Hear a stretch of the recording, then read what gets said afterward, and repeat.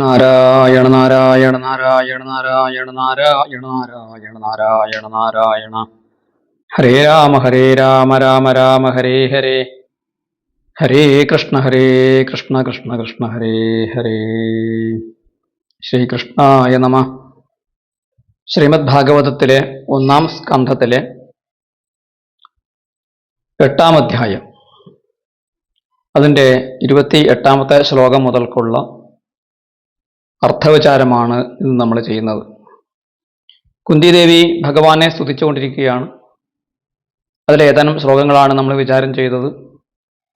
28-ാമത്തെ ശ്ലോകത്തിൽ ഭഗവാന്റെ മാഹാത്മ്യത്തെ കുന്തിദേവി ഒന്നുകൂടി ഊന്നി പറയുകയാണ്. ആ ശ്ലോകം നമുക്ക് നോക്കാം.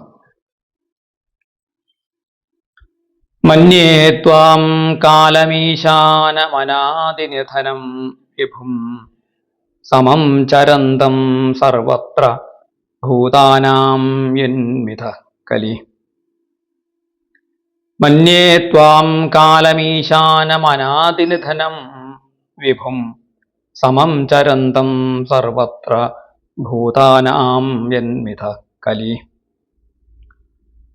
ഇവിടെ അന്വയം പറയാം. ത്വാം കാലം ഈശാനം അനാദിനിധനം വിഭും സർവത്ര സമം ചരന്തം മന്യേ യത് ഭൂതാനാം മിഥഃ കലിഃ. ഭഗവാന്റെ മാഹാത്മ്യം കുന്തിദേവി പറയുകയാണ്. ഞാൻ ഏത് രീതിയിലാണ് അങ്ങയെക്കുറിച്ച് കരുതിയിരിക്കുന്നത്? മന്യേ, മന്യേ എന്ന് വെച്ചാൽ ഞാൻ കരുതുന്നു. എന്താണ് കരുതുന്നത്? ത്വാം, അങ്ങയെ, കാലം ഈശാനം അനാദിനിധനം വിഭും സർവത്ര സമം ചരന്തം മന്യേ എന്നാണ്. അങ്ങയെ ഞാൻ കാലമായിട്ട് കരുതുന്നു, അല്ലെങ്കിൽ കാലനായിട്ട് കരുതുന്നു. എല്ലാവരെയും കാലൻ എടുക്കുമല്ലോ. കാലൻ കൊണ്ടുപോകാത്തായിട്ട് ഒന്നുമില്ല. അതുകൊണ്ടാണ് ഉപനിഷത്തിൽ നചികേതസ് കാലൻ തന്നെ നൽകിയ എല്ലാ സുഖഭോഗങ്ങളും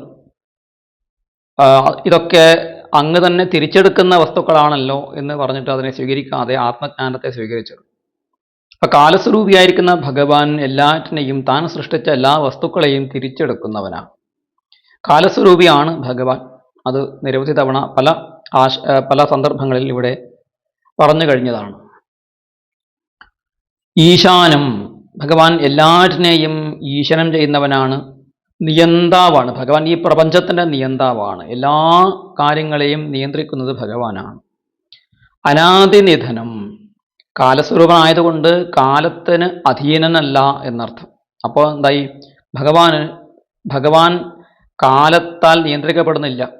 കാലത്തിൻ്റെ 3 വകഭേദങ്ങളാണ്, അല്ലെങ്കിൽ കാലത്തിൻ്റെ 3 കർമ്മങ്ങളാണ്: ഉണ്ടാവുക, പരിണമിക്കുക, ഇല്ലാതാവുക. അല്ലെങ്കിൽ അതിനെ നമുക്ക് മറ്റ് പലതരത്തിൽ പറയാം. 6 അവസ്ഥകളായിട്ട് പറയാറുണ്ട്. അസ്ഥി, ജായതേ, വർദ്ധതേ മുതലായിട്ടുള്ള അവസ്ഥകളായിട്ടും പറയാറുണ്ട്. ഏതായാലും എല്ലാ വസ്തുക്കളും ഉണ്ടാകുന്നു, അത് അനുനിമിഷം പരിണമിച്ചുകൊണ്ടിരിക്കുന്നു, ഒടുവിൽ അതിന് അവസാനം നാശമുണ്ടാകുന്നു. ഈ കാര്യങ്ങൾ ഭഗവാനെ ബാധിക്കുകയില്ല. ഭഗവാൻ അനാദിനിധനനാണ്. എന്ന് വെച്ചാൽ ഭഗവാന് ആദിയുമില്ല, നിധനം അന്ത്യവും ഇല്ല. പിന്നെ ഭഗവാൻ വിഭുവാണ്, പരമശക്തനാണ്. സർവത്ര സമം ചരന്തം, എല്ലാവരിലും എല്ലാ വസ്തുക്കളിലും ഒരുപോലെ സഞ്ചരിക്കുന്നവനാണ്. ഭഗവാന് വിഷമ സ്വഭാവമില്ല. സമം എന്ന പദത്തിന്റെ വിപരീതമാണ് വിഷമം. സമം അല്ലാത്ത അവസ്ഥയാണ് വിഷമാവസ്ഥ. അപ്പൊ സമനാണ് എന്ന് വെച്ചാൽ ഭഗവാൻ എല്ലാവരോടും ഭഗവാന് സമാനമായ ആനുകൂല്യമാണ് ആനുകൂല്യം, പ്രാതികൂല്യമാണ് പ്രാതികൂല്യം. ഭഗവാന് എല്ലാവരിലും ഒരുപോലെയാണ്. ഭഗവാന് പക്ഷപാതമില്ല. ഭഗവാന്റെ സ്നേഹം, ഭഗവാന്റെ കാരുണ്യം, ഭഗവാന്റെ അനുഭാവം എല്ലാവരിലും ഒരുപോലെയാണ് ഭഗവാൻ നൽകുന്നത്. സൂര്യൻ എല്ലാവർക്കും പ്രകാശം കൊടുക്കുന്നുണ്ട്. സൂര്യൻ പ്രകാശം കൊടുക്കുന്ന സമയത്ത് അതിൽ ഉച്ചനീചത്വം വിചാരിക്കാറില്ല. താഴ്ന്ന ജാതിക്കാരന് കുറച്ച് പ്രകാശം, ഉയർന്ന ജാതിക്കാരന് കൂടുതൽ പ്രകാശം, അങ്ങനെയില്ല. കാട്ടിൽ കുറവ്, നാട്ടിൽ കൂടുതൽ, അങ്ങനെയില്ല. ആ സൂര്യഭഗവാന്റെ പ്രകാശം എല്ലാവരിലും എല്ലാ വസ്തുക്കളിലും ഒരുപോലെ പ്രവർത്തിക്കുന്നത് പോലെ ഭഗവാൻ സർവചരാചരങ്ങളിലും സമനായിട്ടാണ് വർത്തിക്കുന്നത്, സമനായിട്ടാണ് സഞ്ചരിക്കുന്നത്. ഭഗവാന് പക്ഷപാതമില്ല എന്നർത്ഥം. അങ്ങനെയാണെങ്കിൽ, സർവത്ര സമനാണെങ്കിൽ ഇവിടെ ഒരു പ്രശ്നം ഉദിക്കുന്നത്, സംശയം വരാം. അതുകൊണ്ട് ശ്രീധരാചാര്യ സ്വാമികളും വംശീധര സ്വാമികളൊക്കെ തന്നെ ആ സംശയം, നമുക്കുണ്ടാകാവുന്ന സംശയം അവരെടുത്ത് പറഞ്ഞിട്ട് പൂർവപക്ഷമായിട്ട് അവതരിപ്പിച്ചുകൊണ്ട് അതിനെ നിഷേധിക്കുകയാണ്. നനു പാർത്ഥസാരഥേഹേ കഥം മമ സാമ്യം തത്രാഹ യദ്യത ത്വത്തോ നിമിത്തഭൂതാത് ഭൂതാനാമേവ മിഥഃ കലഹോ ഭവതി നതു സ്വതഃ ത്വയി വൈഷമ്യം. ഭഗവാൻ തിരിച്ച് കുന്തിയോട് ചോദിക്കുകയാണെന്നിരിക്കട്ടെ, അല്ലയോ കുന്തി മാതാവേ, എന്നെ സമൻ എന്ന് വിശേഷിപ്പിച്ചത് ശരിയാണോ? നനു പാർത്ഥസാരഥേഹേ കഥം മമ സാമ്യം. പാർത്ഥന്, അർജുനന് സാരഥിയായിട്ടിരുന്ന എനിക്ക് എങ്ങനെയാണ് സാമ്യം ഉണ്ട്, സമത്വ ഗുണമുണ്ട് എന്ന് പറയാൻ സാധിക്കുക? 18 അക്ഷൗഹിണി സൈന്യങ്ങളും എനിക്ക് ഒരുപോലെ തോന്നേണ്ടതല്ലേ? ദുര്യോധനനെയും അർജുനനെയും, അല്ലെങ്കിൽ ദുര്യോധനനെയും യുധിഷ്ഠിരനെയും കർണനെയും അർജുനനെയും ഒക്കെ തന്നെ എനിക്ക് ഒരുപോലെ തോന്നേണ്ടതല്ലേ?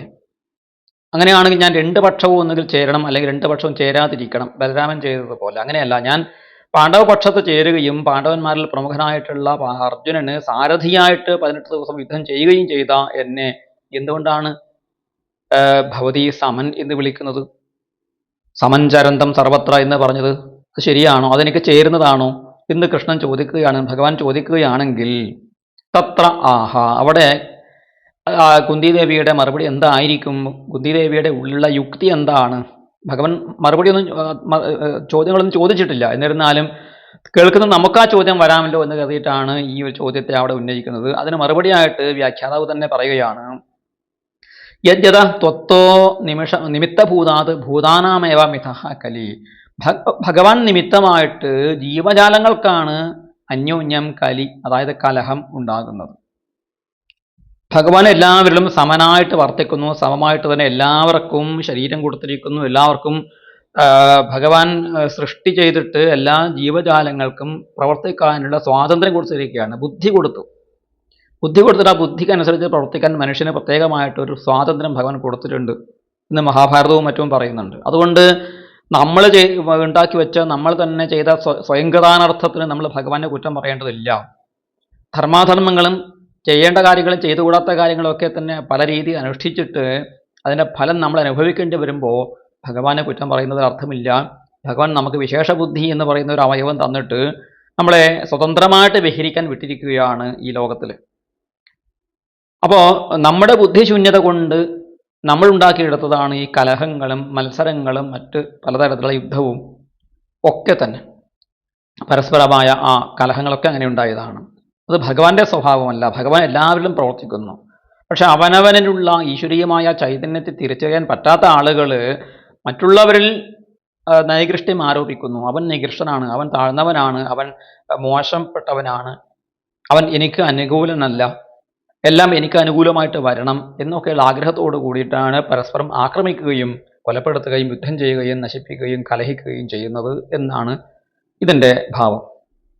അപ്പോൾ ഭഗവാന്റെ ആ സമത്വത്തിന് യാതൊരു തകരാറും വന്നിട്ടില്ല. ഭഗവാൻ എന്താണ്? ഭഗവാൻ സമപ്രിയ സുഹൃത് ബ്രഹ്മൻ, സമനാണ്, എല്ലാവർക്കും പ്രിയനാണ്, എല്ലാവർക്കും അനുഗ്രഹം ചൊരിയുന്നവനാണ്. ഭഗവാന് പക്ഷപാതമില്ല. അപ്പോ അങ്ങനെയാണെങ്കിൽ ഭഗവാൻ എല്ലാ സമയത്തും ഇങ്ങനെ പെരുമാറിയിട്ടുണ്ടോ എന്ന് ചോദിച്ചാൽ അതിന് ഉത്തരം ഇതാണ്. ജീവജാലങ്ങളുടെ ബുദ്ധി കെട്ടുപോയത് കൊണ്ട്, അവർ മായക്ക് അധീനരായതുകൊണ്ട് അവർക്ക് കലഹബുദ്ധി ഉണ്ടായിരിക്കും എന്നാണ് ഇവിടെ പറയുന്നത്. ഇനി ഭഗവാന്റെ മഹത്വങ്ങളെ വീണ്ടും കുന്തിദേവി പറയുകയാണ്. 29-ാമത്തെ ശ്ലോകം നോക്കുക. നവേദ കശ്ചിത് ഭഗവം ചികീർഷിതം തവേഹമാനസ്യ നൃണാം വിഡംബനം നയസ്സ കശ്ചിത് ദയിതോസ്തെ കർഹയദ്വേഷശ്ച യസ്മിൻ വിഷമാമതിർനൃണാം. നേരത്തെ പറഞ്ഞു തന്നെ ഒന്നുകൂടി പറഞ്ഞുറപ്പിക്കുകയാണ് കുന്തിദേവി. നവേദ കശ്ചിത് ഭഗവം ചികീർഷിതം തവേഹമാനസ്യ നൃണാം വിഡംബനം നയസ്സ കശ്ചിത് ദയിതോസ്തെ കർഹയദ്വേഷശ്ച യസ്മിൻ വിഷമാമതിർനൃണാം. തൊട്ട് മുമ്പുള്ള ശ്ലോകത്തിൻ്റെ തന്നെ വ്യാഖ്യാനമാണ് 28ാമത്തെ ശ്ലോകത്തിൻ്റെ വ്യാഖ്യാനം തന്നെയാണ് 29ാമത്തെ ശ്ലോകം. എന്താണ് അവിടെ കുന്തിദേവി പറയുന്നത്? ഭഗവൻ, ഹേ ഭഗവൻ, നൃണാം വിഡംബനം ഈഹമാനസ്യ തവ ചികീർഷിതം കശ്ചിത് ന വേദ യസ്യ ദയിതഃ ദ്വേഷഃ ച കർഹിചിത് ന യസ്മിൻ നൃണാം വിഷമാമതിഃ ഭവിഷ്യതി. ഭവിഷ്യതി എന്ന വാക്യം പദം അവിടെ ഇല്ല എങ്കിലും നമുക്കത് ഊഹിക്കാം. ഹേ ഭഗവൻ, അല്ലയോ ഭഗവാനെ, നൃണാം വിഡംബനം ഈഹമാനസ്യ തവ, മനുഷ്യരെ അനുകരിക്കാൻ ആഗ്രഹിച്ചുകൊണ്ട് പ്രവൃത്തി ചെയ്യുന്നവനായ അങ്ങയുടെ ചികിത്സിതം, പ്രവൃത്തി ചെയ്യാനുള്ള ആഗ്രഹം. ഇന്നത്തിൽ ഭഗവാന്റെ അവതാരമൊക്കെ തന്നെ നൃണാം വിഡംബനം, മനുഷ്യരെ അനുകരിച്ചുകൊണ്ടാണ്. ശ്രീകൃഷ്ണ ഭഗവാൻ അച്ഛൻ്റെ അമ്മയുടെ മകനായിട്ട് ജനിക്കുകയാണ്. ജനിച്ചതായിട്ട് നമുക്ക് തോന്നും വിധം പെരുമാറുകയാണ്. അതിനുശേഷം അദ്ദേഹത്തിൻ്റെ പ്രവൃത്തികളിലൊക്കെ തന്നെ മനുഷ്യ സ്വഭാവം ഉണ്ടായിരുന്നു. അമാനുഷികമായ കാര്യങ്ങൾ ചെയ്യുമ്പോഴും അത് മനുഷ്യഭാവത്തിൽ ചെയ്തു. ഭഗവാന് വേണമെങ്കിൽ അരനിമിഷം കൊണ്ടോ അതിലും കുറഞ്ഞ സമയം കൊണ്ടോ ഈ 18 അക്ഷൗഹിണി സൈന്യങ്ങളെയും ഇല്ലായ്മ ചെയ്യാൻ സാധിക്കും. ഭാഗവതം തന്നെ പറയുന്നു, യസ്യ ഭ്രൂഭംഗമാത്രേണ വിശ്വം സർവമിതം തതം. ഭഗവാന്റെ ഒരു പുരികക്കൊടി അനങ്ങുന്നതിലൂടെ തന്നെ ഈ പ്രപഞ്ചത്തെ മുഴുവനും സംഹരിക്കാനും വീണ്ടും അതുപോലെ സൃഷ്ടിക്കാനും ഭഗവാന് സാധിക്കും എന്നിരിക്കെ ഭഗവാൻ ഈ രീതിയിലുള്ള ഒരു യുദ്ധമൊക്കെ ഉണ്ടാക്കിയെടുത്ത്, അല്ലെങ്കിൽ ഭഗവാൻ അതിൻ്റെ ആ യുദ്ധത്തിൽ ഒരു ഭാഗം നിന്നുകൊണ്ട് തേര് തെളിച്ചുകൊണ്ട് അവരുടെ കലഹത്തെ ഒക്കെ തന്നെ വർദ്ധിപ്പിക്കുന്ന രീതിയിലൊക്കെ പെരുമാറുന്നു. മനുഷ്യരുടേതായ ചേഷ്ടകളെ ഭഗവാൻ ചെയ്യുന്നു. മനുഷ്യനെന്തുണ്ട്? എന്നും സമഭാവമല്ല, വിഷമഭാവമുണ്ട്. വിഷമനാണ് എന്ന് തോന്നിക്കുന്ന വിധത്തിൽ ഭഗവാൻ തൻ്റെ അവതാര കാലഘട്ടത്തിൽ പെരുമാറിയിട്ട് കാണാം. അത് എന്തുകൊണ്ടാണ് എന്ന് നമുക്ക് അറിയാൻ സാധിക്കുകയില്ല. സാധാരണക്കാർക്ക് അതിൻ്റെ രഹസ്യം അറിയാൻ സാധിക്കുകയില്ല എന്നാണ് കുന്തി പറയുന്നത്. നൃണാം വിഡംബനം, മനുഷ്യരുടെ അനുകരണം. വിഡംബനം എന്ന് വെച്ചാൽ അനുകരണം എന്നൊരർത്ഥമുണ്ട്. ഹാസ്യാസ്പദമായ കാര്യങ്ങളെ വിഡംബനം എന്ന് പറയും. പല അർത്ഥങ്ങളുണ്ട്. അപ്പോൾ മനുഷ്യരെ അനുകരിച്ചുകൊണ്ട് ഈഹമാനസ്യ, ചെയ്യുന്ന പ്രവൃത്തി ചെയ്യുന്നവനായ തവ, അങ്ങയുടെ ചികിത്സിതം, അങ്ങ് ചെയ്യാൻ ആഗ്രഹിക്കുന്നത് എന്താണ് എന്ന് കശ്ചിത് ന വേദ, ആരും തന്നെ അറിയുന്നില്ല. യസ്യ ദയിതഃ ദ്വേഷ്യഃ ച കർഹിചിത് ന, യാതൊരു ഭഗവാന് ദയിതനും ദ്വേഷ്യനുമില്ല, ഭഗവാന് പ്രിയപ്പെട്ടവനുമില്ല, ഭഗവാന് ശത്രുവുമില്ല. ഭഗവാന്റേത് ശത്രുമിത്രോദാസീന ഭാവമാണ്. ഭഗവാന് സമോഹം സർവഭൂതേഷു നമേ ദ്വേഷ്യോസ്തി ന പ്രിയ എന്ന് ഗീതയിൽ ഭഗവാൻ വ്യക്തമായിട്ട് പറയുന്നുണ്ട്. സമോഹം സർവഭൂതേഷു, സർവചരാചരങ്ങളിലും ഞാൻ സമനായിട്ട് വർത്തിക്കുന്നു. എനിക്ക് ആരും തന്നെ ശത്രുവില്ല, ആരും തന്നെ പ്രിയപ്പെട്ടവനുമില്ല. പക്ഷേ എങ്ങനെയാണ് ഞാൻ അവരെ അനുഗ്രഹിക്കുന്നത്? യേ ഭജന്തി തു മാം ഭക്ത്യാ മയി തേ തേഷു ചാപ്യഹം. യേ മാം ഭക്തിയാ ഭജന്തി, ആരാണോ എന്നെ ഭക്തിയോടുകൂടി ഭജിക്കുന്നത്, മയി തേ, അവർ എന്നിലാണ് കഴിയുന്നത്, തേഷു ചാപ്യഹം, അവരിൽ ഞാനും ഇരിക്കുന്നു. അപ്പം ഞാനും അവരും തമ്മിൽ എന്തുണ്ട്? ആ ഒരു വളരെ അടുപ്പമുള്ളൊരു പാരസ്പര്യം വന്നു ചേരും. ഭഗവാനെ നമ്മൾ സ്വീകരിക്കുന്നതനുസരിച്ചിട്ടാണ്. നേരത്തെ പറഞ്ഞ സൂര്യനെ നമ്മൾ സ്വീകരിക്കുകയാണെങ്കിൽ, സൂര്യൻ്റെ പ്രകാശം കിട്ടാൻ വേണ്ടിയിട്ട് നമ്മൾ നമ്മുടെ വീടിൻ്റെ ജനാലകൾ തുറന്നു വയ്ക്കുകയാണെങ്കിൽ ആ പ്രകാശം നമ്മുടെ ഗൃഹത്തിനകത്തേക്ക് വരും. ഇത് അടച്ചു വെച്ചിട്ട് എനിക്ക് സൂര്യൻ പ്രകാശം നൽകിയില്ല എന്ന് പറയുന്നതിൽ അർത്ഥമില്ല. സൂര്യന് പക്ഷപാതമുണ്ട്, എന്നോടൊരു വൈരാന്നിരിക്കാത്തതിന് ബുദ്ധിയുണ്ട് എന്നൊക്കെ നമ്മൾ പറഞ്ഞിട്ട് കാര്യമില്ല. അപ്പോൾ ഈശ്വരന് സമഭാവം മാത്രമേ ഉള്ളൂ. ഭഗവാനെ സമീപിക്കുന്നതിനനുസരിച്ചിട്ടാണ് ഭഗവാന്റെ കാരുണ്യമോ ഭഗവാന്റെ ശിക്ഷയോ ഭഗവാന്റെ നിഗ്രഹമോ അനുഗ്രഹമോ നമുക്ക് നേടിയെടുക്കാൻ സാധിക്കുക. ഭഗവാനോടുള്ള നമ്മുടെ സമീപനത്തിൻ്റെ ഏറ്റക്കുറച്ചിലനുസരിച്ചിട്ടായിരിക്കും. ഒരു ആഴമുള്ള ഒരു തടാകത്തിലേക്ക് നീന്താൻ അറിയുന്ന ഒരാൾ ചാടിയാൽ എന്താകും? അയാൾക്ക് സുഖമായിട്ട് അതിൽ വെള്ളത്തിൽ നീന്തി തുടിച്ച് രസിക്കാൻ, ആസ്വദിക്കാൻ വേണ്ടി സാധിക്കും. നീന്താൻ അറിയാത്തവൻ അറിഞ്ഞു ചാടിയാലും ചാകും, അറിയാതെ കാല് തെന്നി വീണാലും അയാൾ മുങ്ങി ചാവുകയാണ് ചെയ്യുക. പക്ഷെ ഒരാൾ തടാകത്തിലേക്ക് ചാടിയ ഒരാൾ മുങ്ങിച്ചത്തു, മറ്റേ ആൾ സുഖമായിട്ട് നീന്തി രസിക്കുന്നു. അപ്പോൾ നമ്മൾ പറയുമോ ഈ വെള്ളത്തിന് എന്താണ് ഒരു പക്ഷപാതം? ആദ്യം വീണ ആൾ, ആദ്യം അതിലേക്ക് ചാടിയ ആളിനെ മുക്കി കൊന്നു കളഞ്ഞു, രണ്ടാമത്തെ ചാടിയ ആൾ സുഖമായിട്ട് അതിൽ നീന്തി രമിക്കുകയാണല്ലോ. അപ്പോൾ ഈ തടാകത്തിന്, ഈ വെള്ളത്തിന് പക്ഷപാതമുണ്ട്, വിഷമബുദ്ധി ഉണ്ട് എന്ന് പറയാൻ സാധിക്കുമോ? ഇല്ല. നീന്താൻ അറിയുന്ന ആൾ ചാടിയതുകൊണ്ട് അയാൾക്കത് സുഖമായി, നീന്താൻ അറിയാത്ത ആൾ ചാടുകയോ കാലതിനെ വീഴുകയോ ചെയ്തതുകൊണ്ട് അയാൾക്ക് അവിടെ അവസാനം ജീവിതം അവസാനിക്കുകയാണ് ചെയ്യുന്നത്. അപ്പോൾ അത് ആരുടെ കുറ്റമാണ്? അത് അവനവൻ്റെ സമീപനത്തിൻ്റെ പ്രശ്നമാണ്, അവനവൻ്റെ അറിവില്ലായ്മ കൊണ്ടൊക്കെ സംഭവിക്കുന്നതാണ്. അങ്ങനെ വരുന്ന ആളുകൾ, അപ്പോൾ ഭഗവാനെ അറിഞ്ഞ് സേവിക്കുന്ന ആളുകൾക്ക് ഭഗവാന്റെ കാരുണ്യം കിട്ടും, ഭഗവാന്റെ അനുഗ്രഹം ഉണ്ടാകും, ഭഗവാൻ അവരിൽ വസിക്കും, അവർ ഭഗവാനിൽ വസിക്കും. അതുകൊണ്ട് അവർക്ക് എവിടെ ഒന്നും ഭയം ഉണ്ടാവുകയില്ല. അങ്ങനെ ഭഗവാനെ ഭജിക്കുന്ന ആളുകൾ പരമദുഷ്ടനായിക്കൊള്ളട്ടെ. അപജേ സുദുരാചാരോ ഭജതേ മാം അനന്യഭാഗ് സാധുരേവ സ മന്ദവ്യ സമ്യക് വ്യവസിതോ ഹി സ എന്ന് ഭഗവാൻ ഗീതയിൽ വീണ്ടും ആവർത്തിച്ച് പറയുന്നുണ്ട്. അപചേത് സുദുരാചാര, ദുരാചാരന്മാരായിട്ട് ആളുകൾ, ദുഷ്കർമ്മം ചെയ്ത് ശീലമുള്ള ആളുകൾ പോലും അനന്യഭാഗ് മാം ഭജതേ, അനന്യഭക്തിയോട് കൂടിയിട്ട് എന്നെ മറ്റാരെയും ഭജിക്കാതെ എന്നെ തന്നെ ആശ്രയിക്കുകയാണെങ്കിൽ സാധുരേവ സമന്തവ്യ, സാധു ഏവ സമന്തവ്യ, അദ്ദേഹത്തെ സജ്ജനമായിട്ട് ഭക്തനായിട്ട് തന്നെ കണക്കാക്കേണ്ടതാണ്. സമ്യക് വ്യവസിതോഹി സഹ, അവൻ നല്ല കർമ്മങ്ങൾ ചെയ്യാൻ വേണ്ടിയിട്ട് അവൻ ശ്രേയസ്സന്റെ മാർഗത്തിലേക്ക്, മംഗളകരമായ മാർഗത്തിലേക്ക്, ഔന്നത്യത്തിലേക്ക് കാലെടുത്ത് വച്ചിരിക്കുന്നു. മുന്നോട്ട് പോകാൻ വേണ്ടിയിട്ട്, ജ്ഞാനത്തിലേക്ക് പ്രവേശിക്കാൻ വേണ്ടിയിട്ട്, ഈശ്വരനെ പ്രാപിക്കാൻ വേണ്ടിയിട്ട് അവൻ ഒരു ചെറിയ പ്രയത്നം ചെയ്യുകയാണ്. അതുകൊണ്ടാണ് അവൻ എന്നെ ഭജിക്കുന്നത്. അപ്പോൾ ഏറ്റവും കെട്ട ബുദ്ധിയുള്ള, ഏറ്റവും ദുഷ്ടബുദ്ധിയുള്ള ഒരാളിന് പോലും നന്നാകാൻ വേണ്ടിയിട്ട്, സ്വയം തിരുത്താൻ വേണ്ടിയിട്ട്, സ്വയം സംസ്കരിക്കാൻ വേണ്ടിയിട്ട് ഭഗവാൻ ഒരു അവസരം കൊടുക്കും. അവനും എൻ്റെ മകനാണല്ലോ, അവനും എൻ്റെ കുഞ്ഞാണല്ലോ, അവനും എൻ്റെ സൃഷ്ടിയാണല്ലോ, അവൻ തെറ്റ് തിരുത്തി എൻ്റെ അടുത്തേക്ക് വരട്ടെ എന്ന് കരുതിയിട്ട് അവന് ഒരു ആനുകൂല്യം ഭഗവാൻ കൊടുക്കും. അങ്ങനെയുള്ള തോൽക്കുന്ന വിദ്യാർത്ഥി, ഒന്നും എഴുതാൻ അറിയാത്തൊരു കുട്ടി പരീക്ഷ എഴുതുന്ന സമയത്ത് ആന എന്ന് എഴുതാൻ അറിയാത്ത കുട്ടി, ഉത്തരം അറിയാത്ത കുട്ടി ആ എന്ന് മാത്രം എഴുതിയാലും ചില അധ്യാപകർ മാർക്ക് കൊടുക്കും. അവൻ ആന എന്ന് എഴുതാനാണോ വിചാരിച്ചത്? ഒരുപക്ഷെ അങ്ങനെ ആണെങ്കിൽ അവന് ഒരു അരമാർക്ക് കൊടുത്തേക്കാം എന്ന് കരുത്. അത് ആ അധ്യാപകന്റെ കാരുണ്യമാണ്.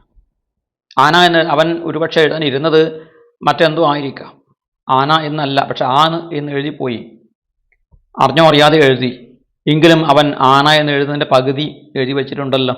അവന് കുറച്ചുകൂടി നന്നാവാൻ പഠിക്കാൻ വേണ്ടി അവസരം കൊടുക്കാം, അവനെ പ്രോത്സാഹിപ്പിക്കാം എന്ന് കരുതി അരമാർക്ക് കൊടുക്കുന്നത് പോലെ ഭഗവാൻ ആ ദുഷ്ടാത്മാവിനെയും തന്നെ ഭജിച്ചവനായതുകൊണ്ട് അവനെയും സ്വീകരിച്ചുകൊണ്ട് അവനെ സജ്ജനങ്ങളുടെ കൂട്ടത്തിൽ അവനെയും പെടുത്തുന്നു.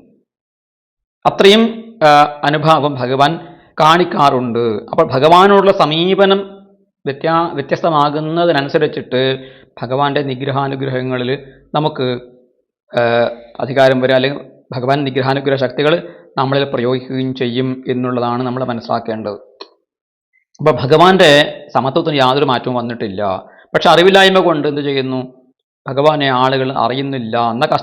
ചികീർഷിതം കശ്ചിത് എന്ന വേദ, ഭഗവാൻ ചെയ്യാൻ ആഗ്രഹിക്കുന്നത് എന്താണ്, ഭഗവാന്റെ പ്രവൃത്തിയുടെ അർത്ഥം എന്താണ് എന്ന് ആരും അറിയുന്നില്ല. യസ്യ ദൈതഃ ദ്വേഷ്യഃ ച കർഹിചിത് ന, യാതൊരാൾക്ക് ദൈതനെന്നോ ദ്വേഷ്യനെന്നോ പ്രിയപ്പെട്ടവനെന്നോ വെറുക്കപ്പെട്ടവനെന്നോ ഉള്ള വ്യത്യാസം ഒരിക്കലും ഭഗവാൻ ഉണ്ടാകുന്നില്ല. പക്ഷേ യസ്മിൻ, എന്നിട്ടും യാതൊരാളിൽ നൃണാം വിഷമാമതിഹി, മനുഷ്യർക്ക് വിഷമമായ ബുദ്ധി ഉണ്ടാകുന്നു. ഭഗവാൻ വിഷമസ്വരൂപനാണ്, വിഷമസ്വഭാവിയാണ് എന്നുള്ള തെറ്റിദ്ധാരണ ഉണ്ടാകുന്നു.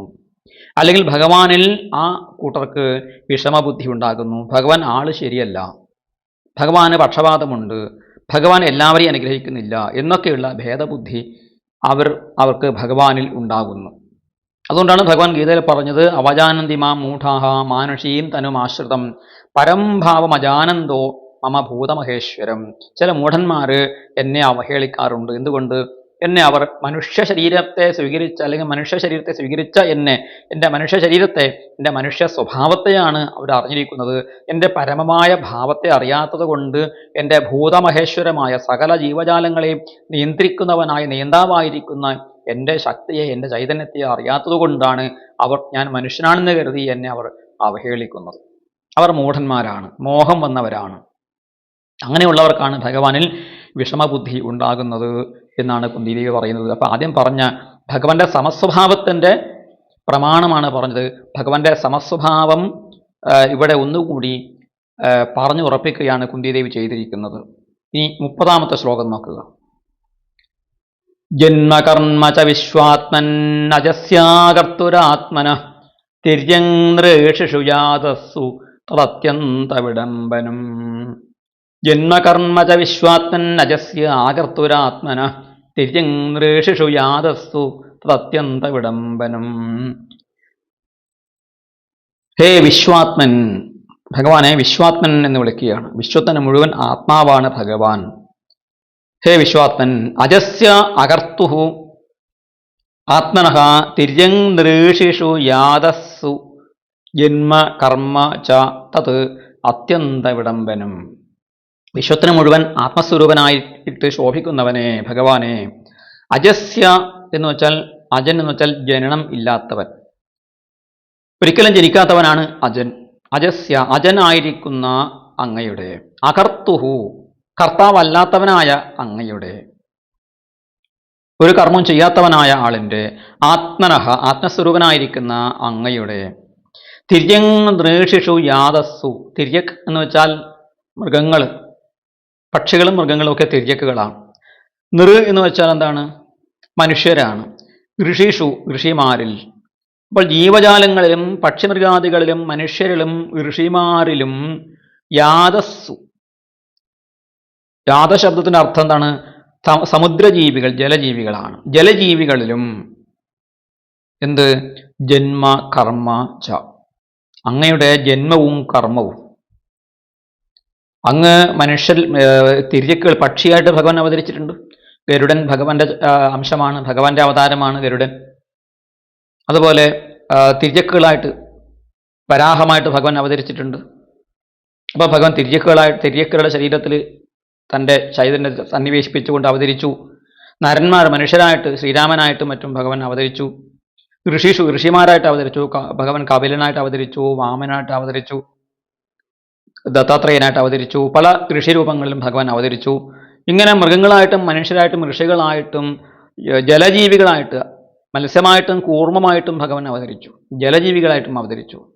പക്ഷെ ഭഗവാൻ സ്വയം എന്താണ്? അജനാണ്, അകർത്താവാണ്, ജനനമില്ലാത്തവനാണ്, കർമ്മം ചെയ്യാത്തവനാണ്, ഒരിക്കലും കർത്താവാകത്തവനാണ്. അപ്പം അങ്ങനെയുള്ള അജസ്യ ജന്മ അകർത്തുഹു കർമ്മ, ഒരിക്കലും ജനിക്കാത്തവൻ്റെ ജന്മവും ഒരിക്കലും ഒരു കർമ്മവും ചെയ്യാത്തവനായ ഭഗവാന്റെ കർമ്മവും എന്താണ്?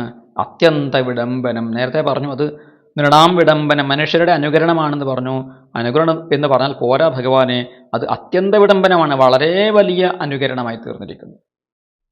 മനുഷ്യനെ മാത്രമല്ല അങ്ങ് അനുകരിച്ചിരിക്കുന്നത്, ജലജീവികളായ മത്സ്യത്തെയും കൂർമ്മത്തെയും കരജീവികളായിട്ടുള്ള വരാഹത്തെയും പക്ഷികളെയും അതുപോലെ ഋഷിമാരെയും മനുഷ്യരെയും ഒക്കെ ഭഗവാൻ അനുകരിച്ചുകൊണ്ട് അവതാര ലീലകൾ ആടിയിട്ടുണ്ട്. അതൊക്കെ തന്നെ അത്യത്ഭുതകരമായിരിക്കുന്നു, വലിയ അനുകരണമായിരിക്കുന്നു. ഭഗവാനാണ് ഏറ്റവും വലിയ മിമിക്രി ആർട്ടിസ്റ്റ്.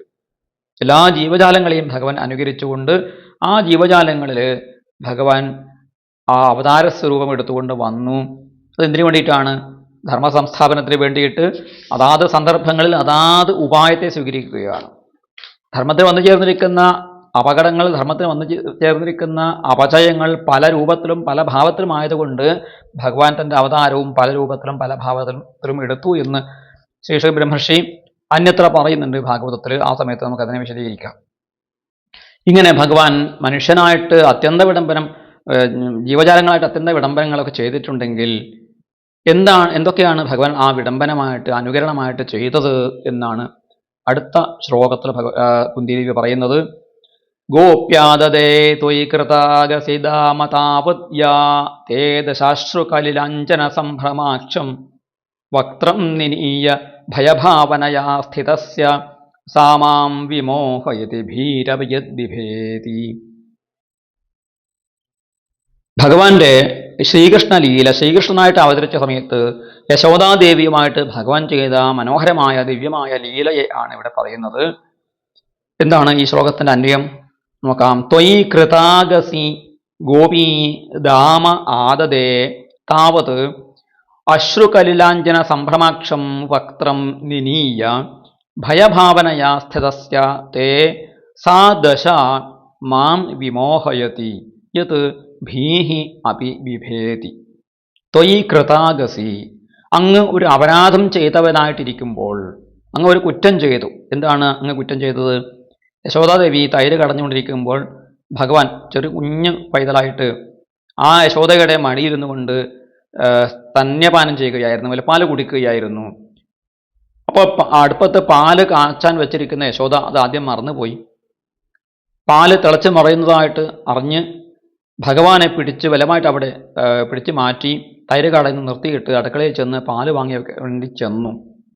അപ്പോൾ ഭഗവാൻ ചെയ്തതായ ഒരു ക്രോധത്തിൻ്റെ നാട്യം, ഒരു ഭയത്തിൻ്റെയും ഒരു ക്രോധത്തിൻ്റെയും നാട്യം ഭഗവാൻ ചെയ്തു.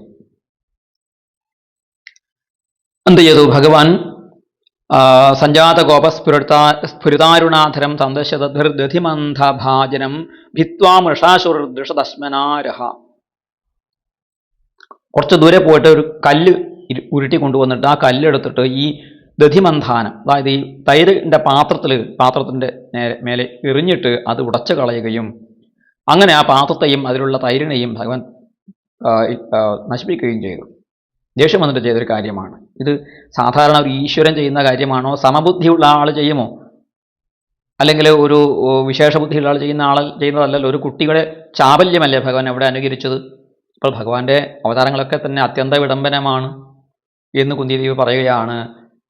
അപ്പോൾ ഇങ്ങനൊരു കുറ്റം ചെയ്തപ്പോൾ, അതായത് ത്വയി കൃതാഗതി, ഭഗവാൻ ഇങ്ങനൊരു അപരാധം ചെയ്തപ്പോൾ ഭഗവാന്റെ അമ്മയായ ഗോപി യശോദാദേവി എന്ത് ചെയ്തു? ദാമ ആദതേ, കയറ് കൊണ്ടുവന്നു. ഇതിനു വേണ്ടിയിട്ട് ഭഗവാനെ കെട്ടിയിടാൻ വേണ്ടിയിട്ട്, തൻ്റെ കുഞ്ഞിനെ ഇവിടെ കെട്ടിയിട്ടാലേ പണിയൊക്കെ നടക്കുകയുള്ളൂ എന്ന് കരുതിയിട്ടാണ് കയറുമായിട്ട് യശോദാദേവി വന്നത്.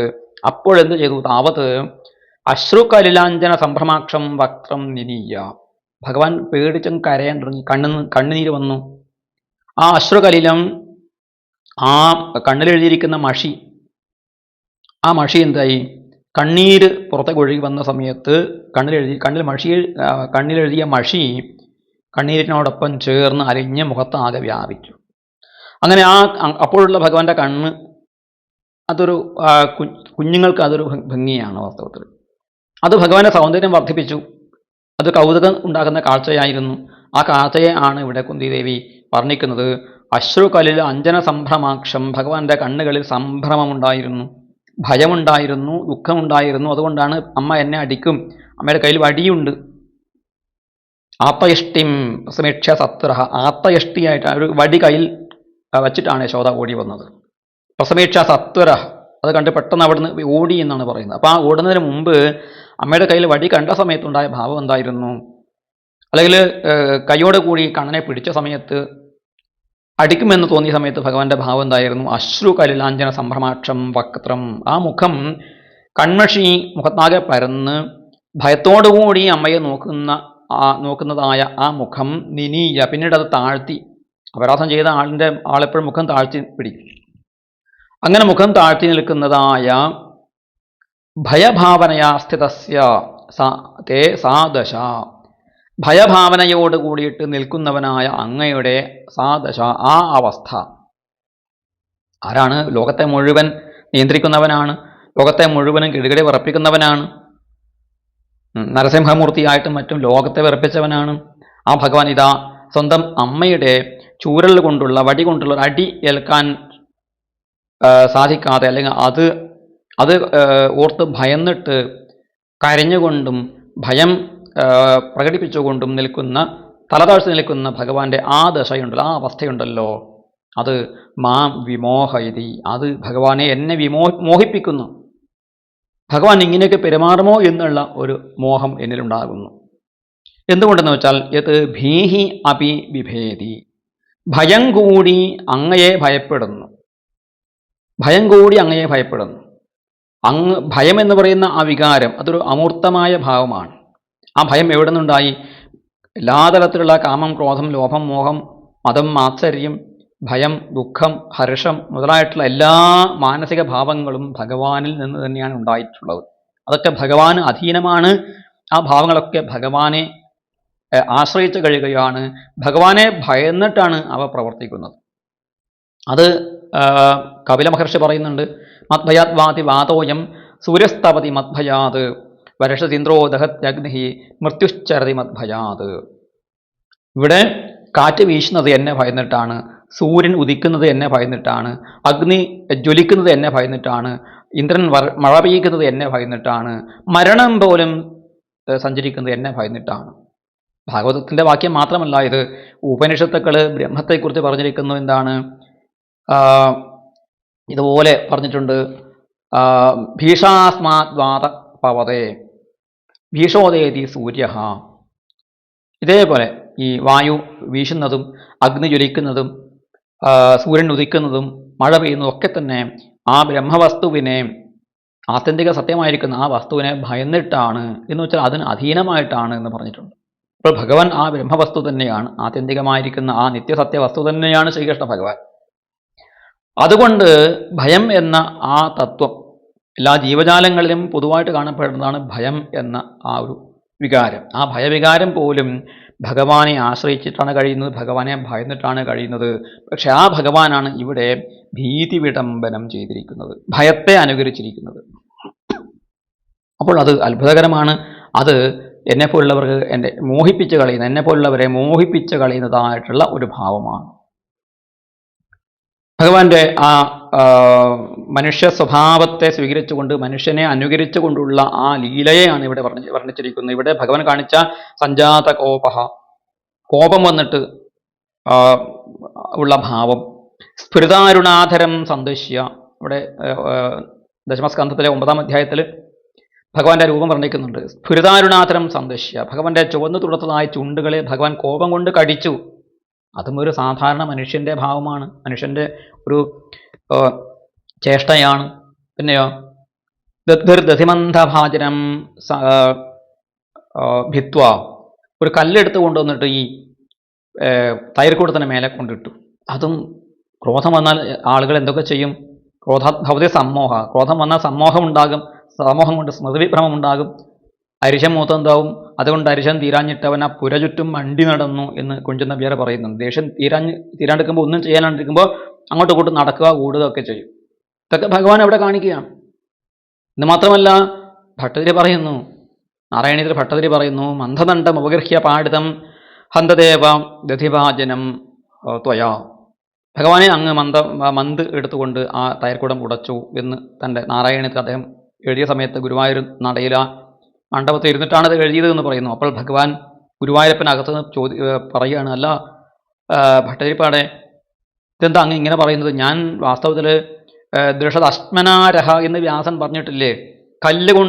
കല്ലുരുട്ടി കൊണ്ടുവന്നിട്ട് തൈകുടം പൊട്ടിച്ചു എന്ന് ഞാൻ പറഞ്ഞിട്ടില്ലേ എന്ന് വ്യാസൻ പറഞ്ഞിട്ടില്ലേ? പിന്നെന്താ അങ്ങ് ഇങ്ങനെ മന്ത് കൊണ്ട് അടിച്ചു എന്ന് പറഞ്ഞത്? അപ്പോൾ ഭട്ടതിരി പറഞ്ഞു, ഭഗവാനെ അങ്ങ് ബുദ്ധിമാനല്ലേ, അങ്ങക്ക് ചിന്തിക്കാൻ സാധിക്കില്ലേ? ഈ ദൂരെ പോയി കല്ലുരുട്ടി കൊണ്ടുവരുന്നതിനേക്കാൾ എളുപ്പം എന്താണ്?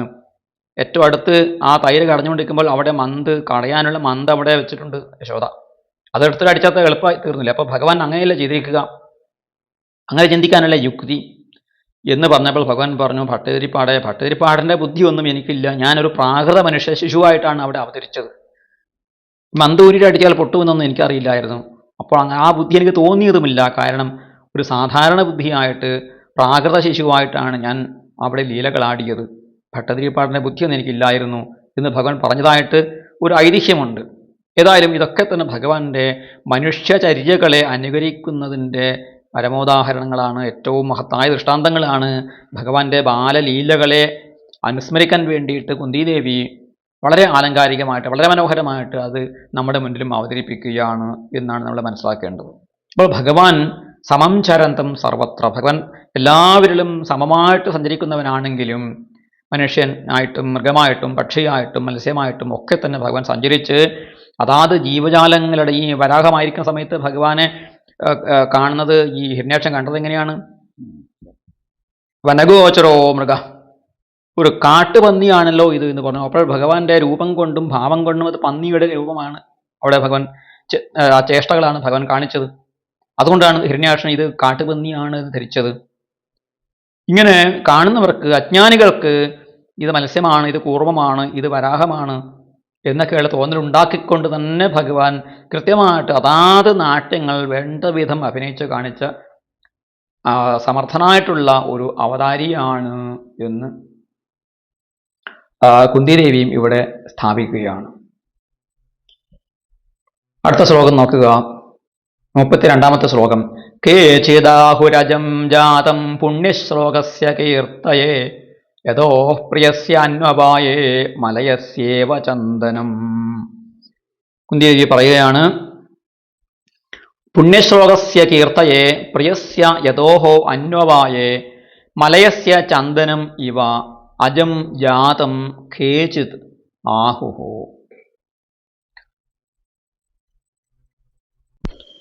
ഇവിടെ കുന്തിദേവി ഭഗവാന്റെ അവതാരത്തെ വിശ്ലേഷണം ചെയ്യുകയാണ്, വിശദീകരിക്കുകയാണ്. എന്തിനു വേണ്ടിയാണ് ഭഗവാൻ അവതരിച്ചത് എന്ന കാര്യത്തെക്കുറിച്ച് പലരും പല അഭിപ്രായങ്ങളും പറയുന്നു. കേചിത് ആഹു, ചിലർ ഇങ്ങനെ പറയുന്നു എന്നാണ് ഈ ശ്ലോകത്തിൽ പറഞ്ഞിരിക്കുന്നത്. എന്താണത്? പുണ്യശ്ലോകസ്യ കീർത്തയേ പ്രിയസ്യ യതോഹോ അന്വപായേ മലയസ്യ ചന്ദനം ഇവ അജം ജാതം. പുണ്യശ്ലോകന് കീർത്തി ഉണ്ടാക്കുന്നതിനായിട്ട്. പുണ്യശ്ലോകൻ ആരാണ്? ഇവിടെ പുണ്യശ്ലോകൻ യുധിഷ്ഠിര മഹാരാജാവാണ് എന്ന് പറയാം. പൊതുവെ പുരാണങ്ങളിൽ 4 പുണ്യശ്ലോകന്മാരെ കുറിച്ച് പറയുന്നുണ്ട്.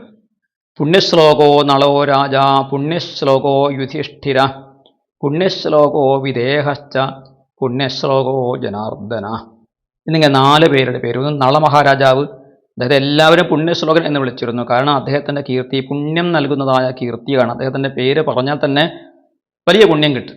അതുപോലെ യുധിഷ്ഠിര മഹാരാജാവും ധർമാനുഷ്ഠാനം കൊണ്ട് പുണ്യശ്ലോകനായിട്ട് മാറിയിട്ടുണ്ട്. പിന്നെ വിദേഹ രാജാവായിട്ടുള്ള ജനകൻ, പിന്നെ സാക്ഷാത് ശ്രീകൃഷ്ണ ഭഗവാൻ. ഈ 4 പേരെയാണ് പുണ്യശ്ലോകൻ എന്ന വിശേഷണം കൊണ്ട് പുരാണങ്ങളെ വിശേഷിപ്പിച്ചിട്ടുള്ളത് എന്നുള്ളത് കൊണ്ടാണ് കുന്തിദേവി ഇവിടെ പുണ്യശ്ലോകസ്യ കീർത്തയെ, ഈ പുണ്യശ്ലോകനായ യുധിഷ്ഠിര മഹാരാജാവിന് കീർത്തി നൽകാൻ വേണ്ടിയിട്ട്, അദ്ദേഹം ധർമ്മത്തിന് വേണ്ടി ജീവിച്ച് ധർമ്മത്തിൽ നിലനിന്നുകൊണ്ട് ആ ധർമ്മത്തെ രക്ഷിക്കാൻ വേണ്ടിയിട്ടും ധർമ്മം ആചരിക്കാൻ വേണ്ടിയിട്ടും കഠിനമായ ദുഃഖങ്ങളെ വഹിച്ചവനാണ്, സ്വീകരിച്ചവനാണ് എന്നുള്ളതാണ് യുധിഷ്ഠിര മഹാരാജാവിൻ്റെ കീർത്തി. അങ്ങനെയാണ് വർദ്ധിച്ചത്. അതിനു വേണ്ടിയിട്ട്, അദ്ദേഹത്തിന് കീർത്തി ഉണ്ടാക്കാൻ വേണ്ടിയിട്ട് ജനിച്ചു. പ്രിയസ്യ യതോഹോ, തനിക്ക് പ്രിയപ്പെട്ടവനായ യദു മഹാരാജാവിൻ്റെ അന്വവായെ കുലത്തിൽ, വംശത്തിൽ. മലയസ്യ ചന്ദനം ഇവ, മലയപർവ്വതത്തിലെ ചന്ദന വൃക്ഷം പോലെ. മലയപർവ്വതത്തിൽ ധാരാളം വൃക്ഷങ്ങളൊക്കെ ഉണ്ട്. മുൾവൃക്ഷങ്ങളുമുണ്ട്, അല്ലാത്ത ഫലവൃക്ഷങ്ങളുണ്ട്, ഫലമില്ലാത്ത വൃക്ഷങ്ങളുണ്ട്, ഒന്നിനും കൊള്ളാത്ത വൃക്ഷങ്ങളുണ്ട്. അവയ്ക്കിടയിൽ ചന്ദന വൃക്ഷം, ഏറ്റവും നല്ല സുഗന്ധം നൽകുന്നതായ ഏറ്റവും ഉത്തമമായ ആ വൃക്ഷമാണ് ചന്ദനം എന്ന വൃക്ഷം. ആ മലയപർവ്വതത്തിലെ ചന്ദനവൃക്ഷം പോലെ ഈ ഭൂമിയിൽ നിരവധി രാജാക്കന്മാർക്കിടയിൽ ഭഗവാനാകുന്ന ചന്ദന വൃക്ഷം അങ്ങനെ വളർന്നു വന്ന് നിൽക്കുന്നത് എന്തിനു വേണ്ടിയിട്ടാണ്? ആ മലയപർവ്വതത്തിന് മലയപർവ്വതം എന്ന പേര് വരാൻ കാരണം തന്നെ ചന്ദനവൃക്ഷം ഉള്ളത് കൊണ്ടാണ്, ചന്ദനത്തിൻ്റെ ഗന്ധം അവിടെ ഉള്ളത് കൊണ്ടാണ്. അതുപോലെ യദുവംശത്തിന്, യദുകുലത്തിന്, തനിക്ക് പ്രിയപ്പെട്ടതായ ആ കുലത്തെ ഉദ്ധരിക്കാൻ വേണ്ടിയിട്ടും ആ കുലത്തിന് കീർത്തി വർദ്ധിക്കാൻ വേണ്ടിയിട്ടും ഭഗവാൻ എന്ത് ചെയ്തു?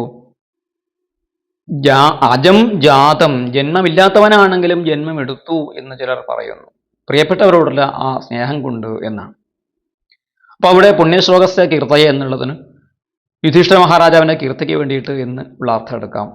അല്ലെങ്കിൽ പുണ്യശ്ലോകസ്യ പ്രിയസ്യ യതോഹോ കീർത്തയെ എന്നും എടുക്കാം. യദു മഹാരാജാവ് അദ്ദേഹത്തിന് പ്രിയപ്പെട്ടവനുമാണ്, പുണ്യശ്ലോകനുമാണ്. അദ്ദേഹത്തിൻ്റെ കീർത്തി, യദു മഹാരാജാവിൻ്റെ കീർത്തി വർദ്ധിച്ചു ഭഗവാന്റെ അവതാരം ആ വംശത്തിൽ ഉണ്ടായതോടു കൂടിയിട്ട്. എന്തുകൊണ്ടാണ് ഭഗവാന് യദു പ്രിയപ്പെട്ടവനായി തീർന്നത്? യദു വാസ്തവത്തിൽ അച്ഛനായ യയാതിയുടെ ശാപം നേടിയവനാണ്. അച്ഛന് യൗവനം സ്വീകരിച്ച് കൂടുതൽ കാമം അനുഭവിക്കണമെന്ന് ആഗ്രഹിച്ച് മൂത്ത മകനായ യദുവിനോട് യയാതി മഹാരാജാവ് അദ്ദേഹത്തിന് യൗവനം ചോദിച്ചപ്പോൾ, പകരമായിട്ട് വാർദ്ധക്യം സ്വീകരിക്കാൻ പറഞ്ഞപ്പോൾ യദു മഹാരാജാവ് അത് നിഷേധിച്ചു. യദു ചെറിയ പ്രായമായിരുന്നു. അദ്ദേഹം പറഞ്ഞു, അവിദിത്വാ സുഖം ഗ്രാമ്യം വൈതൃഷ്ണ്യം നൈതി പൂരുഷ. ഗ്രാമ്യസുഖത്തെ അനുഭവിച്ചിട്ട് ആർക്കും തൃപ്തി വരാറില്ല. വൃദ്ധനായ അങ്ങയ്ക്ക് പോലും തൃപ്തി വന്നിട്ടില്ലെങ്കിൽ യൗവനത്തിലേക്ക് കാലെടുത്ത് വച്ചിരിക്കുന്ന എനിക്ക് ഗ്രാമ്യസുഖത്തിൽ ആഗ്രഹം ഉണ്ടാവുകയില്ലേ? ഗ്രാമ്യസുഖത്തെ അങ്ങനെ തന്നെ എല്ലാവർക്കും ഉപേക്ഷിക്കാൻ സാധിക്കുകയില്ല. അതിനെ അനുഭവിച്ചിട്ട് ആണ് ഒടുവിൽ വൈതൃഷ്ണ്യം, വൈരാഗ്യം വന്നു ചേരുന്നത്. അനുഭവിക്കാത്ത എനിക്ക് അതിനെ എങ്ങനെ മനസ്സുകൊണ്ട് ഉപേക്ഷിക്കാൻ സാധിക്കും? അങ്ങേക്ക് പോലും സാധിച്ചിട്ടില്ലല്ലോ എന്നുള്ള ഒരു ന്യായവാദം പറഞ്ഞുകൊണ്ട് അച്ഛന് തൻ്റെ യൗവനം കൊടുക്കാതിരുന്ന ആളാണ്. അതുപോലെ അനു, ദ്രുഹു മുതലായിട്ടുള്ള മറ്റ് സഹോദരന്മാരും കൊടുത്തില്ല. തുർവസ് കൊടുത്തില്ല. പിന്നെ ഏറ്റവും ഇളയവനായ പൂരുവാണ് തൻ്റെ യൗവനം അച്ഛന് കൊടുത്തിട്ട് അദ്ദേഹം ആ യൗവനം സ്വീകരിച്ചുകൊണ്ട് ജീവിച്ചത് എന്നാണ്. അതിൻ്റെ ഫലമായിട്ട് യദുവിന് അച്ഛൻ ശാപം കൊടുത്തു, രാജ്യാധികാരം ഉണ്ടാവുകയില്ല എന്ന് ശാപം കൊടുക്കുകയും ചെയ്തു. പക്ഷേ ഒടുവിൽ യാദവ മഹാരാജാവ് വിരക്തി വരികയും പൂരുവിന് തൻ്റെ യൗവനം തിരിച്ചു കൊടുക്കുകയും പൂരുവിനെ ഭാരതത്തിന് മുഴുവനും ചക്രവർത്തിയായിട്ട് അഭിഷേകം ചെയ്ത് അദ്ദേഹം സന്യാസം ഭഗവാനെ ഭജിക്കാൻ വേണ്ടി പോവുകയും ആ സമയത്ത് യദുവിനെ ദാക്ഷിണാത്യത്തിൻ്റെ ദക്ഷിണ ഭാരതത്തിൻ്റെ രാജാവായിട്ട് വാഴിക്കുകയും ചെയ്തു. കാരണം അദ്ദേഹത്തിന് ഈ കാമസുഖം ഒന്നും തന്നെ നിലനിൽക്കുന്നതല്ല, വൈരാഗ്യമാണ് അനന്തം നൽകുന്നത് എന്ന് അദ്ദേഹത്തിന് മനസ്സിലായി. അതുകൊണ്ട് യദു ചെയ്തത് വലിയ കുറ്റമല്ല എന്ന് അദ്ദേഹം അംഗീകരിച്ചു. ആ ശാപം അദ്ദേഹം ചെയ്തു പിൻവലിക്കുകയൊക്കെ ചെയ്തിട്ട് യദുവിനെ ദക്ഷിണാത്യത്തിലെ ദക്ഷിണ ഭാരതത്തിൻ്റെ രാജാവായിട്ട് വാഴിക്കുകയും ചെയ്തിരുന്നു. അതുമാത്രമല്ല, ആ യദുവിൻ്റെ മാഹാത്മ്യം എന്താണ് വാസ്തവത്തിൽ ഭാഗവതം പറയുന്നു. അദ്ദേഹം തൻ്റെ ജീവിതാന്ത്യത്തിൽ ദത്താത്രേയ മഹർഷി അവധൂതചര്യ ചെയ്യുന്ന സമയത്ത് ആ അവധൂതനിൽ നിന്നും ഭാഗവത ധർമ്മങ്ങളെ സ്വീകരിച്ചു. 24, 25 ഗുരുക്കന്മാരെ കുറിച്ചൊക്കെ അവിടെ പറയുന്നുണ്ട് ഏകാദശ സ്കന്ധത്തിൽ. അങ്ങനെ ആ അവധൂത മുനിയുടെ ഉപദേശം സ്വീകരിച്ചുകൊണ്ട് സർവസംഘ പരിത്യാഗിയായിട്ട് മാറിയ ഒരു മഹാത്മാവാണ് യദു മഹാരാജാവ്. അതുകൊണ്ട് ഭഗവാന് യദു മഹാരാജാവ് വളരെ പ്രിയപ്പെട്ടവനാണ്. അദ്ദേഹത്തിൻ്റെ അന്വവായത്തിൽ, അദ്ദേഹത്തിൻ്റെ കുലത്തിലാണ് ഭഗവാൻ ഈ ദിവ്യാവതാരം എടുത്തത് എന്ന് പറയുന്നു. അങ്ങനെ ആ യാദവ കുലത്തെ ഭഗവാൻ പവിത്രമാക്കി തീർത്തു. യദുവിനെ ഭഗവാൻ അനുഗ്രഹിച്ചു. അതുപോലെ പുണ്യശ്ലോകനായ യുധിഷ്ഠിരനെ പോലെയുള്ള മഹാത്മാക്കളെയും ഭഗവാൻ അനുഗ്രഹിച്ചു. അതിനു വേണ്ടിയിട്ടാണ് ഭഗവാൻ അവതരിച്ചത് എന്ന് ചിലർ പറയുന്നു എന്ന് കുന്തിദേവി ഇവിടെ അവതരിപ്പിക്കുന്നു. അടുത്ത ശ്ലോകം 33-ാമത്തെ ശ്ലോകം നോക്കൂ. ഭഗവാന്റെ അവതാരത്തെക്കുറിച്ച് വേറെയും ചില അഭിപ്രായങ്ങളുണ്ട്. എന്താണത്? അപരേ വസുദേവസ്യ ദേവക്യം യാചിതോഭ്യഗാത് അജസ്ത്വമസ്യ ക്ഷേമായ വധായ ച സുരദ്വിഷാം. കുന്തിദേവി പറയുന്നു, അജഹ ത്വം അസ്യ ക്ഷേമായ സുരദ്വിഷാം വധായ ച വസുദേവസ്യ ദേവക്യം യാചിതഃ അഭ്യഗാത് അപരേ ആഹുഹു. അജഹ ത്വം, ജന്മമില്ലാത്തവനായ, ജനനം ഇല്ലാത്തവനായ ത്വം, അങ്ങ്, അവിടുന്ന്, അസ്യ ക്ഷേമായ, അസ്യ എന്ന് വെച്ചാൽ ഈ ജഗത്തിൻ്റെ, ഈ പ്രപഞ്ചത്തിൻ്റെ ക്ഷേമത്തിനായിക്കൊണ്ട്, സുരദ്വിഷാം വധായ ച, സുരദ്വിട്ട് എന്ന് വെച്ചാൽ ദേവന്മാരുടെ ശത്രുക്കൾ, സുരദ്വിഷാം എന്നുള്ളത് അതിൻ്റെ ഷഷ്ഠി വിഭക്തിയാണ്. സുരദ്വേഷികളായ അസുരന്മാരുടെ വധത്തിനായിക്കൊണ്ട്, അസുരന്മാരെ കൊല്ലാൻ വേണ്ടിയിട്ട്, വസുദേവസ്യ ദേവക്യാം യാചിതഃ അഭ്യഗാത്, വസുദേവർക്ക് ദേവകിയിൽ ആണ് ജനിച്ചത്. എന്തുകൊണ്ട് ജനിച്ചു? വസുദേവനെയും ദേവകിയും തന്നെ എന്തുകൊണ്ട് തിരഞ്ഞെടുത്തു?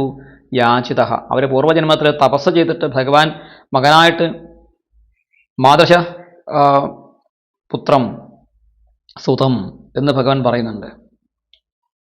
ഭഗവാന് സമാനനായിരിക്കുന്ന മകനെ വേണം എന്ന് അവർ പ്രാർത്ഥിച്ചത് കൊണ്ടാണ് ഭഗവാൻ അവരുടെ മകനായിട്ട് 3 ജന്മങ്ങളിൽ അവതരിച്ചത് എന്ന് പറയുന്നു. അങ്ങനെ ഭഗവാൻ വസുദേവരുടെ മകനായിട്ട് ദേവകിയിൽ യാചിതനായിട്ട്, പ്രാർത്ഥിതനായിട്ട് അവതരിച്ചു. അല്ലെങ്കിൽ ഇനി ബ്രഹ്മാദി ദേവന്മാരുടെ യാചന കൊണ്ട് എന്നും ഇവിടെ അർത്ഥമെടുക്കാം. പക്ഷേ ബ്രഹ്മാവിൻ്റെ പ്രാർത്ഥനയെക്കുറിച്ച് അടുത്ത ശ്ലോകത്തിൽ പറയുന്നുണ്ട്. അതുകൊണ്ട് ഇവിടെ വസുദേവരുടെയും ദേവകിയുടെയും യാചന തന്നെയാണ് ഉദ്ദേശിച്ചത് എന്ന് ചിന്തിക്കുന്നതിൽ തെറ്റില്ല. അപ്പം അങ്ങനെ വസുദേവരെയും ദേവകിയെയും അനുഗ്രഹിക്കാൻ വേണ്ടിയിട്ട്, ഈ ലോകത്തിന് ക്ഷേമം ഉണ്ടാക്കാൻ വേണ്ടിയിട്ടും അസുരന്മാരെ കൊന്നൊടുക്കുന്നതിന് വേണ്ടിയിട്ടുമാണ് അസുരന്മാരായിട്ടുള്ള ആളുകൾ ഇവിടെ രാജാക്കന്മാരായിട്ട്, മനുഷ്യരായിട്ട് അവതരിച്ചിട്ടുണ്ട്, ദൈത്യന്മാർ. അപ്പോൾ അത്തരം കോടിക്കണക്കിന് വരുന്ന ആ അസുരാനീകപന്മാരായിട്ട് ആളുകളെ കൊല്ലാൻ വേണ്ടിയിട്ടാണ് ഭഗവാൻ അവതരിച്ചത് എന്നും ചില മഹാത്മാക്കളെ, ജ്ഞാനികൾ പറയുന്നുണ്ട്. അങ്ങനെയും ആകാം എന്ന് കുന്തിദേവി പറയുന്നു.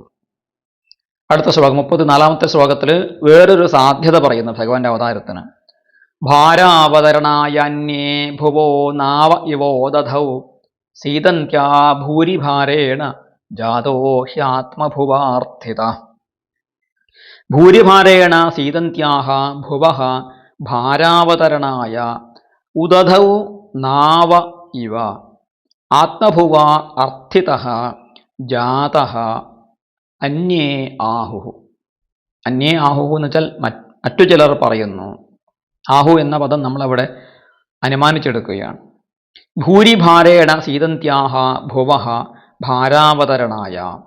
ഭൂരിഭാരം, വളരെയധികം ഭാരം കൊണ്ട്, സീതന്ത്യാഹ ക്ലേശിക്കുന്നവളായ, ഭുവഃ ഭൂമിയുടെ, ഭാരാവതരണായ ഭാരത്തെ അവതരിപ്പിക്കാൻ വേണ്ടി, ഭാരത്തെ കുറക്കാൻ വേണ്ടിയിട്ട്, ഭാരം താഴെ വെപ്പിക്കാൻ വേണ്ടിയിട്ട്, അല്ലെങ്കിൽ ഭാരത്തെ ഇല്ലായ്മ ചെയ്യാൻ വേണ്ടിയിട്ട്. അപ്പോൾ ധാരാളം അസുരന്മാർ ഭൂമിയിൽ രാജാക്കന്മാരായിട്ട് ജനിച്ച് അവർ ആസുരികമായ ക്രൂരമായ കർമ്മങ്ങൾ ചെയ്യുന്നതിലൂടെ ഭൂമിയുടെ ഭാരം വർദ്ധിച്ചു വന്നു. ഭൂമിക്ക് അവരെ താങ്ങാൻ പറ്റുന്നില്ല. അധർമ്മം ചെയ്യുന്നവരെ ഭൂമിക്ക് താങ്ങാൻ പറ്റുകയില്ല. ഭൂമിക്ക് ധർമ്മവുമായിട്ടാണ് ബന്ധം. ധർമ്മം വർദ്ധിച്ചിരിക്കുമ്പോഴാണ് ഭൂമി സുഖമായിട്ടിരിക്കുന്നത് എന്നർത്ഥം. ഈ പ്രപഞ്ചത്തിലുള്ള എല്ലാ വസ്തുക്കളും ധർമ്മത്തെയാണ് അനുഷ്ഠിക്കുന്നത്. ധർമ്മവിരുദ്ധമായിട്ടുള്ള സന്ദർഭത്തിൽ അവർക്ക് നിലനിൽപ്പ് അപകടത്തിലായി പോകും. ഭൂമിയുടെ തന്നെ നിലനിൽപ്പ് അപകടത്തിലാകുന്ന സന്ദർഭത്തിൽ ഭൂമി ദേവന്മാരോട് പ്രാർത്ഥിച്ചു. ദേവന്മാർ ചെന്ന് ബ്രഹ്മാവിനോട് പറഞ്ഞു. അങ്ങനെ ആത്മഭൂവ അർത്ഥിത. ആത്മഭൂ എന്ന് വെച്ചാൽ സ്വയംഭൂവായിരിക്കുന്ന ബ്രഹ്മാവ്. ആ ബ്രഹ്മാവിനാൽ അർത്ഥിതനായി, അർത്ഥിക്കപ്പെട്ടു, പ്രാർത്ഥിക്കപ്പെട്ടു, യാചിതനായി. എന്നിട്ട് ജാതഹ, എന്നിട്ട് ഭഗവാൻ ജനിച്ചു. അജനാണെങ്കിലും ജനിച്ചു. അന്യേ ആഹു, അങ്ങനെ മറ്റു ചിലർ പറയുന്നു. അപ്പോൾ ഭഗവാന്റെ അവതാരത്തിൻ്റെ കാരണം എന്താണ് എന്ന് പല മഹാത്മാക്കൾ പല രീതിയിൽ പറയാറുണ്ട്. അത് ഏതാണ് ശരി എന്ന് നമുക്ക് പറയാൻ സാധിക്കുകയില്ല. കാരണം ആദ്യമേ പറഞ്ഞു, ഭഗവാൻ ചികിത്സിതം നവേദ കശ്ചിൻ നവേദ. ആരും തന്നെ ഭഗവാന്റെ ഉദ്ദേശം എന്താണ് എന്ന് ആരും കൃത്യമായിട്ട് അറിയുന്നില്ല. ഭഗവാനെ പല കാര്യങ്ങൾ പറയുന്നു. പലതും നമുക്ക് എല്ലാം ശരിയാണെന്ന് തോന്നും കേൾക്കുന്ന സമയത്ത്. ഏതാണ് യഥാർത്ഥം എന്ന് നമുക്ക് തിരിച്ചറിയാൻ സാധിക്കുന്നില്ല എന്നാണ് കുന്തിദേവി പറയുന്നത്. ഇനി ഭഗവാന്റെ അവതാരത്തിൻ്റെ മറ്റൊരു കാരണം കുന്തിദേവി ഇവിടെ അനുമാനിക്കുകയാണ്. ഭവേസ്മിൻ ക്ലിശ്യമാനാനാം അവിദ്യാകാമകർമ്മഭി ശ്രവണസ്മരണാർഹാണി കരിഷ്യന്നിതി കേചന. അസ്മിൻ ഭവേ അവിദ്യാകാമകർമ്മഭിഃ ക്ലിശ്യമാനാനാം ശ്രവണസ്മരണാർഹാണി കരിഷ്യൻ ഇതി കേചന ആഹു. ചില ആളുകൾ ഇങ്ങനെയും പറയുന്നു. അസ്മിൻ ഭവേ, ഈ സംസാരത്തിൽ, ഈ പ്രപഞ്ചത്തിൽ, അവിദ്യാകാമകർമ്മഭിഃ, അവിദ്യ കൊണ്ടും കാമം കൊണ്ടും കർമ്മങ്ങളെ കൊണ്ടും, അജ്ഞാനം കൊണ്ടും കാമം കൊണ്ടും കർമ്മങ്ങളെ കൊണ്ടും, ക്ലിശ്യമാനാനാം ക്ലേശിക്കുന്നവരായ മനുഷ്യർക്ക്, ശ്രവണസ്മരണാർഹാണി, ശ്രവണം സ്മരണം എന്നിവ ചെയ്യാൻ യോഗ്യമായിട്ടുള്ള കർമ്മങ്ങളെ കരിഷ്യൻ ചെയ്തുകൊണ്ട് അവതരിച്ചു എന്ന് ഇതി കേതന, ഇങ്ങനെ ചില ആളുകൾ വിചാരിക്കുന്നു, ചില ആളുകൾ പറയുന്നു. അസ്മിൻ ഭവേ, ഈ പ്രപഞ്ചത്തിൽ ആളുകൾ ജനിക്കുന്നു, മരിക്കുന്നു, ജീവിക്കുന്നു. ജനനം, ജീവിതം, മരണം, ഇത് ആവർത്തിച്ചുകൊണ്ടേയിരിക്കുന്നു. വീണ്ടും ശരീരമെടുത്ത് വരുന്നു, വീണ്ടും കർമ്മങ്ങൾ ചെയ്യുന്നു, വീണ്ടും മരിക്കുന്നു, വീണ്ടും ശരീരമെടുക്കുന്നു. ഈ ജനനമരണ ക്രിയകൾ ഇങ്ങനെ ആവർത്തിച്ചുകൊണ്ടിരിക്കുകയും മനുഷ്യൻ ഒരേ ജീവാത്മാവ് തന്നെ പല രൂപങ്ങളിൽ ഇങ്ങനെ ക്ലേശിക്കുകയും ചെയ്യാൻ കാരണം എന്താണ്? 3 കാരണമാണ് ഇവിടെ പറഞ്ഞിരിക്കുന്നത്. ഒന്ന് അജ്ഞാനം കൊണ്ട് അജ്ഞാനം വെച്ചാൽ ശരീരാഭിമാനം ഉണ്ടാകുന്നു. ശരീരാഭിമാനം ഉണ്ടാകുമ്പോൾ കാമസുഖങ്ങൾക്ക് വേണ്ടി തൃഷ്ണ ഉണ്ടാകുന്നു, കാമം ജനിക്കുന്നു. കാമത്തിനെ തൃപ്തിപ്പെടുത്താൻ വേണ്ടിയിട്ട് കർമ്മങ്ങൾ ചെയ്യുന്നു. ആ കർമ്മങ്ങളൊക്കെ പലപ്പോഴും പുണ്യവും പാവവും ആയിട്ടുള്ളത് കൊണ്ട് പുണ്യം ചെയ്താൽ സ്വർഗത്തിൽ പോകുന്നു, പാപം ചെയ്ത് നരകത്തിൽ വീഴുന്നു. പുണ്യം ചെയ്താൽ ഉത്കൃഷ്ട ജന്മം ഉണ്ടാകുന്നു, പാപം ചെയ്താൽ നികൃഷ്ട ജന്മം ഉണ്ടാകുന്നു, വീണ്ടും ശരീരമെടുത്ത് വരുന്നു. ഇത് ആവർത്തിച്ചുകൊണ്ടേയിരിക്കാൻ കാരണമായി തീരുന്നു ഈ അവിദ്യാകാമകർമ്മങ്ങൾ. ഇതാണ് മനുഷ്യന് ക്ലേശമുണ്ടാകാനുള്ള കാരണം. ഇങ്ങനെ ഈ കർമ്മങ്ങളെ കൊണ്ട് ക്ലേശിക്കുന്ന ആളുകൾക്ക് കർമ്മത്തിൻ്റെ അവസാനം എവിടെയാണ്? ഭഗവാനെ ഭജിക്കുമ്പോഴാണ് കർമ്മങ്ങൾ അവസാനിക്കുന്നത്.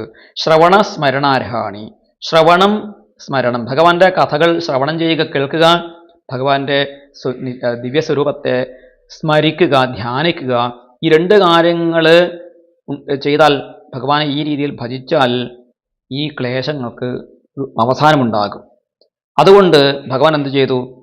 സ്മരിക്കണമെങ്കിൽ ബുദ്ധി കുറഞ്ഞ ആളുകൾക്ക്, അല്പബുദ്ധികളായ ആളുകൾക്ക് ഭഗവാനെ സ്മരിക്കണമെങ്കിൽ ആ ബ്രഹ്മസ്വരൂപത്തെ, നിർഗുണവും നിരാകാരവും നിർവിശേഷവും നിർവികൽപ്പവുമായ ബ്രഹ്മത്തെ സ്മരിക്കാൻ, ധ്യാനിക്കാൻ പ്രയാസമായതുകൊണ്ട് ഏറ്റവും സുന്ദര സ്വരൂപനായിട്ട് ഭഗവാൻ അവതാരമെടുത്തു. സുന്ദരമായ ലീലകളാടി. അങ്ങനെ ഭഗവാൻ അതീവ ആരുടെയും ഹൃദയത്തെ ഹഠാത് ആകർഷിക്കുന്ന കൃഷ്ണരൂപമെടുത്തു. കൃഷ്ണലീലകളാടി, കൃഷ്ണാവതാരം എടുത്തുകൊണ്ട് ഭഗവാൻ നമ്മുടെ മനസ്സിനെ സന്തോഷിപ്പിക്കുന്നവനായിട്ട്, ആകർഷിക്കുന്നവനായിട്ട്, നമ്മളെ ആനന്ദിപ്പിക്കുന്നവനായിട്ട്, ആനന്ദ സ്വരൂപനായിട്ട് ഭഗവാൻ അവതരിച്ചു എന്നാണ് പറയുന്നത്. അങ്ങനെയുള്ള സുന്ദരനായിരിക്കുന്ന ആകർഷകമായ രൂപവും ആകർഷകമായ ലീലകളും ഉള്ള ഭഗവാനെ കുറിച്ച് ആളുകൾ കേൾക്കാൻ ഇഷ്ടപ്പെടും, ധ്യാനിക്കാനും ഇഷ്ടപ്പെടും. മനസ്സ് ഭഗവാനിലേക്ക് എളുപ്പത്തിൽ ചെന്ന് ചേരുകയും ചെയ്യും. അതിനു വേണ്ടിയിട്ടാണ് ഭഗവാൻ ഈ രൂപത്തിൽ, ഈ സ്വഭാവത്തോടു കൂടിയിട്ട് അവതരിച്ചത് എന്ന് ചില ആളുകൾ പറയുന്നു എന്നാണ് കുന്തിദേവി ഇവിടെ പറയുന്നത്. തുടർന്ന് കുന്തിദേവി 36-ാമത്തെ ശ്ലോകത്തിൽ എന്താണ് പറയുന്നത് നോക്കൂ. ശൃണ്വന്തി ഗായന്തി ഗൃണന്ത്യഭീക്ഷ്ണശ സ്മരന്തി നന്ദന്തി തവേഹിതം ജനാ ത ഏവ പശ്യന്ത്യചരേണ താവകം ഭവപ്രവാഹോ പരമം പദാംബുജം. ഭഗവാന്റെ ആ മാഹാത്മ്യത്തെ പറയുകയാണ്. ഭഗവാനെ, യേ ജനാഹ തവ ഈഹിതം അഭീക്ഷ്ണശഃ ശൃണ്വന്തി ഗായന്തി ഗൃണന്തി സ്മരന്തി നന്ദന്തി തേ ഏവ അചരേണ ഭവപ്രവാഹോപരമം താവകം പദാംബുജം പശ്യന്തി. എന്താണ്?